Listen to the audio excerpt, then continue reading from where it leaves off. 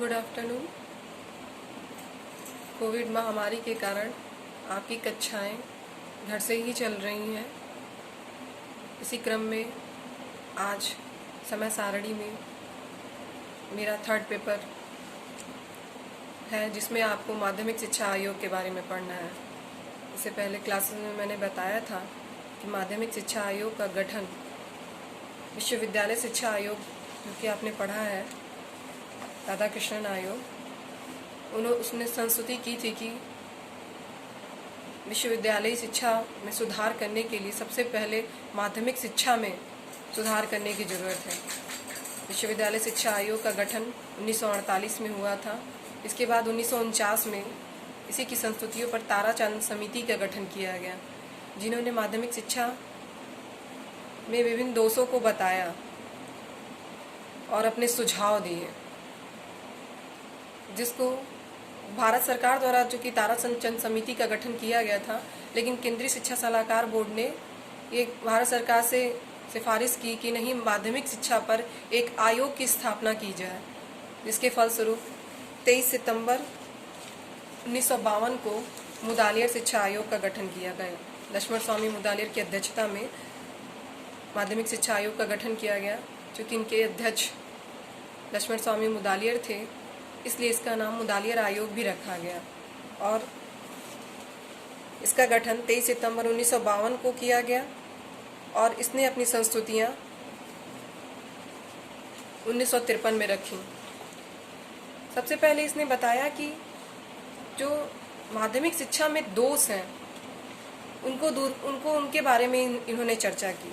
तो माध्यमिक शिक्षा के दोषों के बारे में अगर बात की जाए तो इन्होंने बताया कि माध्यमिक शिक्षा का एकमात्र उद्देश्य विश्वविद्यालयों में प्रवेश प्राप्त करने के लिए ही बालकों को तैयार करना है।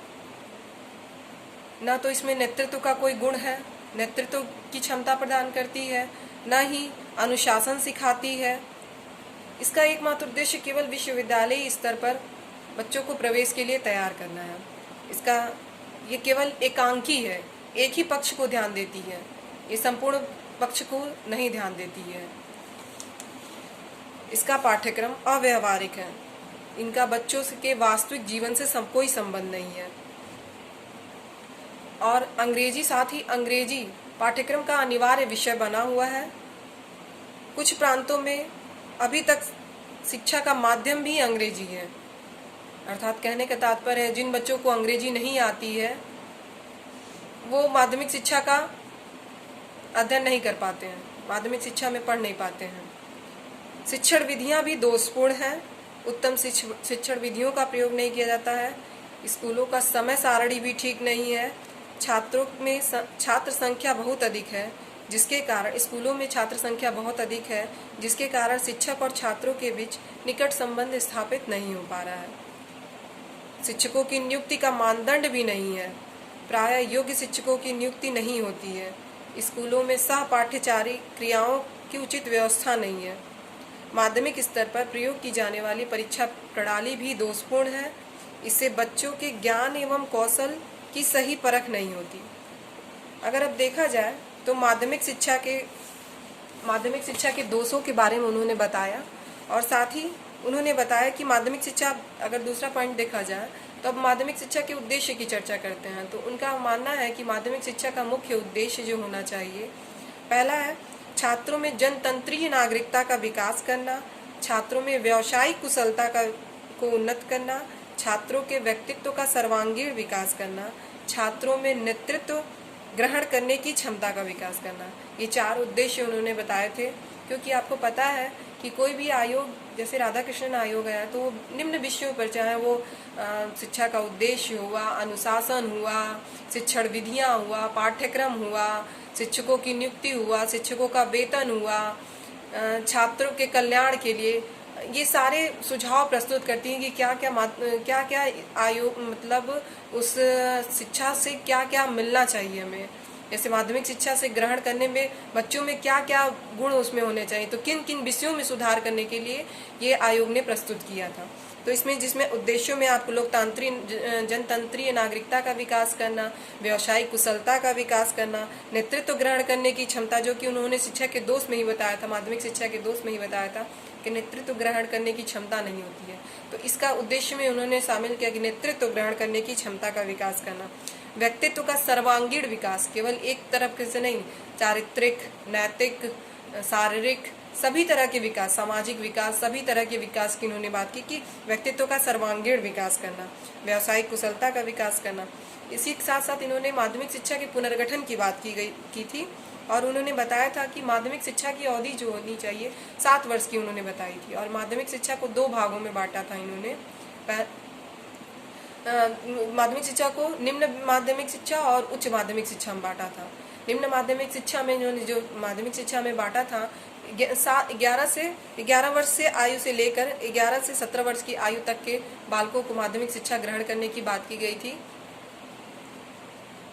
जिसमें निम्न माध्यमिक में जो कक्षाएं थीं वो निम्न माध्यमिक में 6, 7, 8 को रखा था और उच्च माध्यमिक में इन्होंने रखा था 9, 10, 11, 12 को। उसमें भी इन्होंने 12th क्लास को डिग्री कोर्स से जोड़ने की बात की थी, अर्थात 9, 10, 11 तो निम्न माध्यमिक में रहेगा, लेकिन जो 12th की कक्षाएं हैं उसको डिग्री कोर्स में इन्होंने शामिल करने की बात कही कि उसको विश्वविद्यालयी शिक्षा से, जो विश्वविद्यालय में प्रवेश करते हैं उससे जोड़ा जाए 12th को।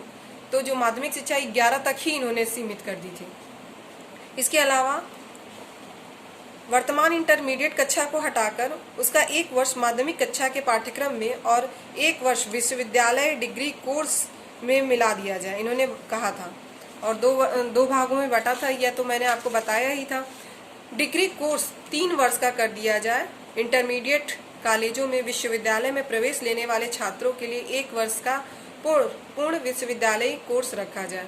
उसके साथ ही मल्टीपल पर्पज यानी बहुउद्देशीय विद्यालयों की स्थापना की बात की थी इन्होंने, और विद्यार्थियों की रुचियों क्षमताओं के अनुसार इसकी पूर्ति करने की क्षमता इन विद्यालयों में होनी चाहिए।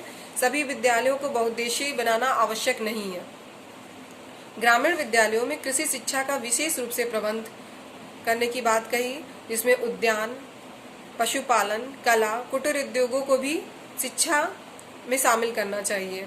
कल कारखानों के लिए टेक्निकल स्कूलों तथा छात्रों के व्यावसायिक शिक्षा प्रदान करना अनिवार्य कर दिया जाए।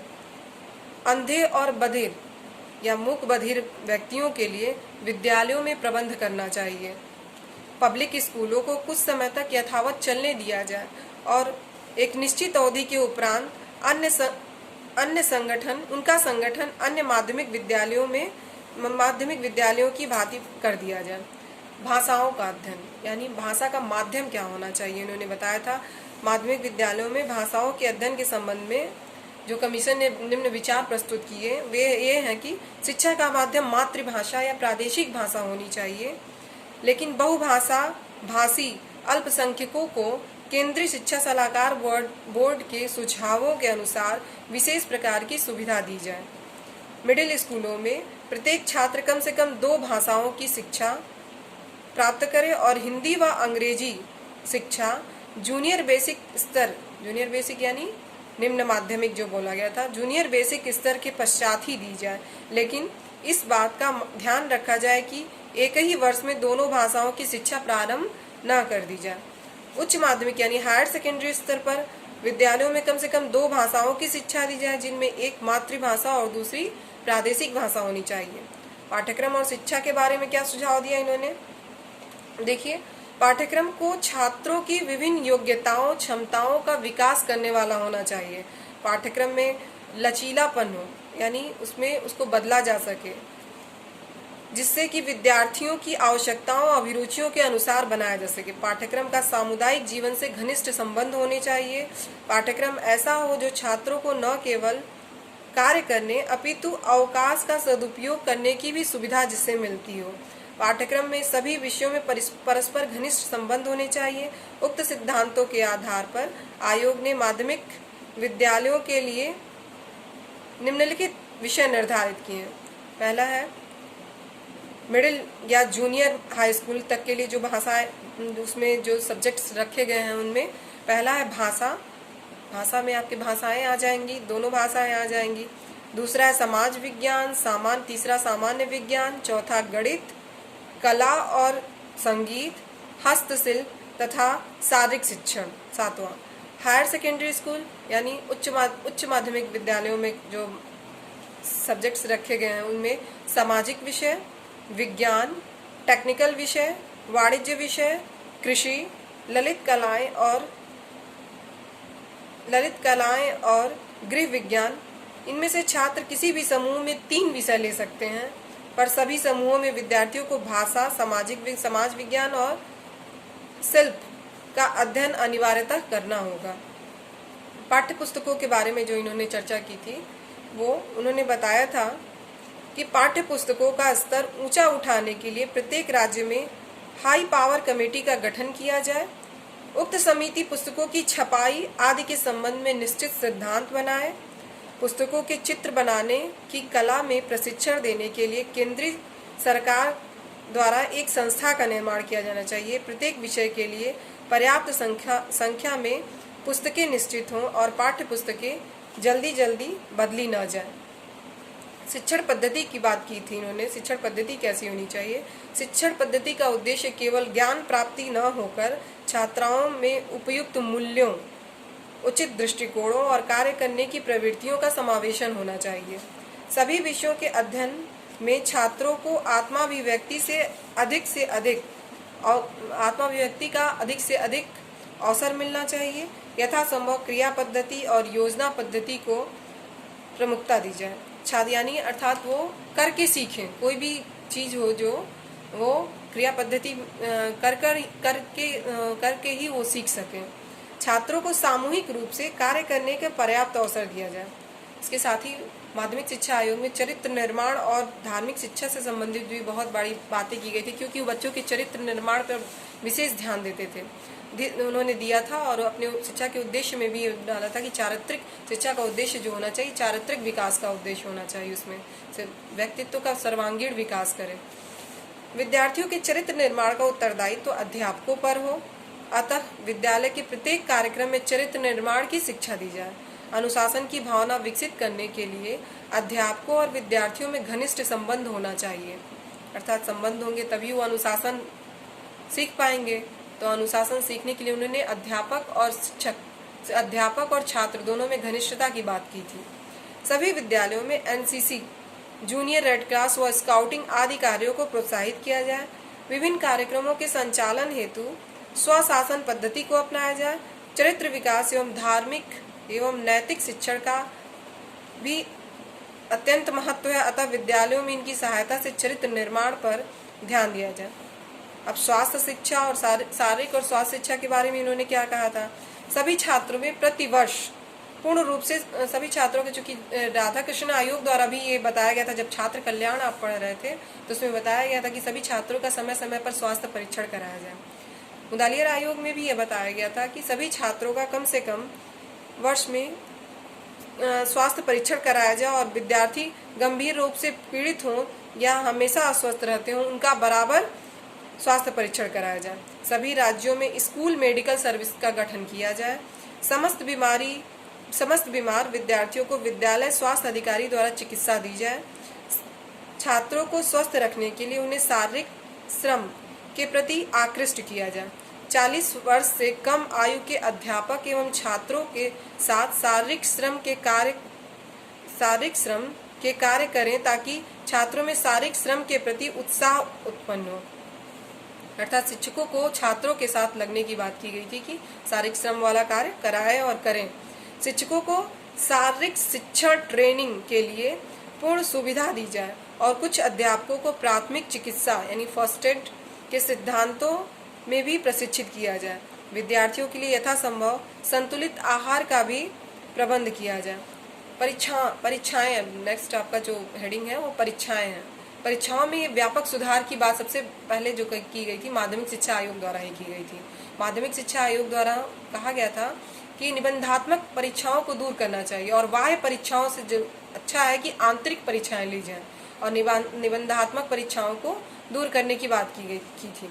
इन्होंने कहा था कि बाह्य परीक्षाओं की संख्या कम कर दी जाए, यथासंभव निबंधात्मक पद्धति परीक्षाओं को कम करने का प्रयास किया जाए, विद्यार्थियों के कार्यों का मूल्यांकन आंतरिक परीक्षाओं, नियतकालीन परीक्षाओं और विद्यालय अभिलेखों के आधार पर करना चाहिए। प्रत्येक विद्यार्थियों का एक विद्यालय अभिलेख अवश्य रखा जाए तथा उसमें उनके द्वारा किए गए विभिन्न कार्यों एवं सफलताओं का उल्लेख हो। जैसे प्रत्येक विद्यार्थियों की अलग से डायरी बने जिसमें उसके सारे कार्यक्रमों के बारे में, उसके सारे मूल्यांकन उसमें किया जाए। माध्यमिक विद्यालय का संपूर्ण पाठ्यक्रम समाप्त होने पर केवल एक सार्वजनिक परीक्षा ली जाए। विद्यालय भवन और पुस्तकालय के बारे में उन्होंने क्या जो चर्चा की थी वो इस प्रकार है। पाठशाला भवन किसी योजना के अनुसार बनाया जाए और नगर के कोलाहल से दूर हो, वहाँ प्रकाश और वायु का विशेष ध्यान रखा जाए। माध्यमिक पाठशालाओं में श्रेणी पुस्तकालय व पुस्तकालय दोनों का आयोजन किया जाए। सभी सार्वजनिक पुस्तकालयों में विद्यार्थियों की लाभ की दृष्टि से एक विशेष भाग होना चाहिए। छात्रों में जन साधारण हित की दृष्टि से पुस्तकालय गर्मी की छुट्टियों में भी खुले रहें। अब निर्देशन और परामर्श, गाइडेंस एंड काउंसलिंग के बारे में इन्होंने जो चर्चा की थी, उन्होंने कहा था कि शिक्षा अधिकारियों को विद्यार्थियों के शैक्षिक निर्देशन पर अधिक से अधिक ध्यान दिया जाना चाहिए। विभिन्न उद्देश्यों और व्यवसायों के संबंध में छात्रों को पूर्ण जानकारी दी जाए तथा इसके लिए विभिन्न उद्योगों, कल कारखानों में ले जाया जाए। प्रैक्टिकल नॉलेज, जैसा कि राधा कृष्ण आयोग में भी बताया गया था, तो इन्होंने भी कहा था कि कल कारखानों और उद्योगों में ले जाया जाए। इन उद्योगों से संबंधित फिल्में दिखलाई जाए। विद्यालय में प्रशिक्षित निर्देशन अधिकारियों को जीविकोपार्जन शिक्षकों की नियुक्तियां की जाए। इसके साथ साथ अध्यापकों की स्थिति में सुधार करने की बात क्या की गई थी इसमें, तो अध्यापकों की स्थिति में सुधार करने के लिए इन्होंने कहा था देश के सब माध्यमिक विद्यालयों में अध्यापकों के चुनाव एवं नियुक्ति की विधि समान होनी चाहिए। अध्यापकों के उचित वेतन के लिए वरिष्ठ समितियों की नियुक्ति करके उनमें यह सुझाव मांगा जाना चाहिए कि वर्तमान स्थिति में उनका वेतन कितना होना चाहिए। उसके साथ ही जैसे आपको बताया गया था कि जो कार्य दिवस राधा कृष्णन आयोग में थे 180 दिन का था, लेकिन मुद्दालियर आयोग में जो कार्य दिवस रखे गए थे वो 200 दिन के रखे गए थे। सब अध्यापकों के लिए त्रिमुखी योजना में पेंशन योजना, जीवन बीमा, प्रोविडेंट फंड इसको रखा गया था। तो सभी अध्यापकों के लिए त्रिमुखी लाभ योजना आरंभ की जानी चाहिए।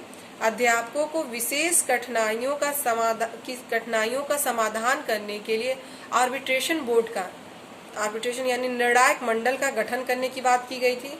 अध्यापकों के लिए कुछ सुविधाएं, जैसे बच्चों को निःशुल्क शिक्षा, निःशुल्क चिकित्सकीय सुविधा, यात्रा के किराए में कमी आदि की व्यवस्था करने की बात की गई थी मुद्दालियर आयोग में। अब अध्यापक प्रशिक्षण की बात क्या करती है मुद्दालियर आयोग, देखते हैं। उच्चतर माध्यमिक शिक्षा प्राप्त व्यक्तियों के लिए इनके प्रशिक्षण की अवधि 2 वर्ष होनी चाहिए। स्नातकों के लिए इनके प्रशिक्षण की अवधि 1 वर्ष हो तथा बाद में 2 वर्ष कर दी जाए। जैसे स्नातकों के लिए 1 वर्ष उस समय 1 वर्ष की गई थी, लेकिन बाद में 2 वर्ष की बात करने की बात कही गई थी। प्रथम प्रकार की संस्थाएं एक बोर्ड के अधीन होनी चाहिए। स्नातकों की प्रशिक्षण संस्थाएं विश्वविद्यालय के अधीन होनी चाहिए। छात्राध्यापकों को एक से अधिक अतिरिक्त पाठ्यक्रम क्रियाओं को दिया जाना चाहिए। प्रशिक्षण संस्थाओं में छात्रों को निःशुल्क नहीं लिया जाना चाहिए। ट्रेनिंग कॉलेजों में शिक्षण शास्त्र के महत्वपूर्ण अंगों के संबंध में अनुसंधान किया जाना चाहिए। एबेट कक्षाओं में उन्हीं व्यक्तियों को प्रवेश दिया जाना चाहिए जो प्रशिक्षित स्नातक हो और विद्यालय में कम से कम 3 वर्ष तक शिक्षण कार्य कर चुके हों। अध्यापिकाओं के अभाव को दूर करने के लिए विशिष्ट अल्पकालीन प्रशिक्षण पाठ्यक्रम की योजना कार्यान्वित की जानी चाहिए। इसके साथ ही इन्होंने जो बात कही थी माध्यमिक शिक्षा आयोग द्वारा सह शिक्षा के बारे में, जो स्त्री शिक्षा के बारे में बात की गई थी कि स्त्री शिक्षा सभी बालिकाओं को समान शिक्षा दी जाए अगर उन्हें गृह विज्ञान एक मुख्य सब्जेक्ट के रूप में रखा जाए, और यदि जहाँ पे बालिका विद्यालय की मांग हो वहाँ बालिका विद्यालय स्थापित की जाए, और जहाँ बालिका विद्यालय नहीं हो पा रहे हैं तो वहाँ पे बच्चियों को सह शिक्षा मतलब बालकों के साथ ही शिक्षा दी जाए, अर्थात समान शिक्षा की बात की गई थी। स्त्री शिक्षा पे उन्होंने सुधार की बात कही थी। इसके अलावा इन्होंने जो इनके आपका ये माध्यमिक शिक्षा आयोग जो है अब करीब करीब इसमें खत्म हुआ है। अब आपके जो गुण दोष आते हैं माध्यमिक शिक्षा आयोग के, जो गुण दोष बताए गए हैं उनके बारे में चर्चा की जाए तो इनके जो गुण दोषों के बारे में बताया जाता है कि जो गुण इनका उद्देश्य, सबसे पहले उद्देश्य आते हैं। तो उद्देश्यों के बारे में अगर चर्चा जाए, व्यवस्थित प्रशासनिक ढांचा इन्होंने तैयार किया था, अर्थात जो इन्होंने एक विशेष छूट गया जिसमें प्रांतीय शिक्षा बोर्ड की बात की गई थी कि प्रत्येक मतलब एक स्तर पे प्रांतीय शिक्षा बोर्ड की स्थापना की जाए, प्रांतीय शिक्षा सलाहकार बोर्ड की स्थापना की जाए, और प्रत्येक राज्यों में, क्योंकि अलग अलग हर राज्य में अलग अलग शिक्षा न मिले, राज्य स्तर पे भी बोर्ड की बात की गई थी, सलाहकार बोर्ड की बात की गई थी। आयोग ने माध्यमिक शिक्षा में केंद्र सरकार की भागीदारी पर बल दिया था। व्यवस्थित प्रशासनिक ढांचा जो उन्होंने तैयार किया था, केंद्र की भांति प्रांतों में भी प्रांतीय शिक्षा सलाहकार बोर्ड की स्थापना का सुझाव दिया, प्रत्येक प्रांत में माध्यमिक शिक्षा बोर्ड के गठन का सुझाव दिया, विद्यालयों में नियमित निरीक्षण पर बल दिया। इन सुझावों को जिस प्रांत में जिस सीमा तक लागू किया जाए उस प्रांत में उसी सीमा तक लाभ हुआ। इसके अलावा शिक्षा के उपयुक्त उद्देश्य, अर्थात उद्देश्यों के बारे में जैसे चर्चा की गई थी कि व्यक्तित्व का सर्वांगीण विकास करने की बात की गई थी। सभी उद्देश्यों के सभी पक्षों पर, मतलब लोकतंत्रीय नागरिकता का विकास करना, व्यक्तित्व का विकास करना, नेतृत्व की क्षमता का विकास करना, इसके बाद व्यावसायिक कुशलता उनमें करना। तो ये जो इनका व्यापक उद्देश्य था, इसमें ये इनके सबसे बड़े गुण में आता है। उसके बाद शिक्षा का माध्यम मातृभाषा। इसके पहले चूंकि पता है आपको कि अंग्रेजों की ये स्वतंत्र भारत की दूसरी शिक्षा नीति थी, तो उसमें उसके पहले अंग्रेजी शिक्षा पे ज़्यादा बल दिया गया था, लेकिन इन्होंने मातृभाषा में शिक्षा देने की बात कही गई थी। ये अब अलग बात है कि अंग्रेजी को भी इन्होंने इम्पोर्टेंट दिया था, लेकिन मातृभाषा में शिक्षा जो निम्न माध्यमिक स्तर पे मातृभाषा में शिक्षा देने की बात की गई थी प्राइमरी स्तर पे। चरित्र निर्माण और अनुशासन पर बल। अब इस प्रमुख गुण में एक चरित्र निर्माण और अनुशासन से संबंधित भी बातें कही गई थी कि प्रत्येक व्यक्ति का चरित्र निर्माण और अनुशासन कैसे सीखा जा सकता है, जब छात्र और शिक्षक दोनों में घनिष्ठ संबंध हो, दोनों आपस में संबंधित हो, तो वो होता है।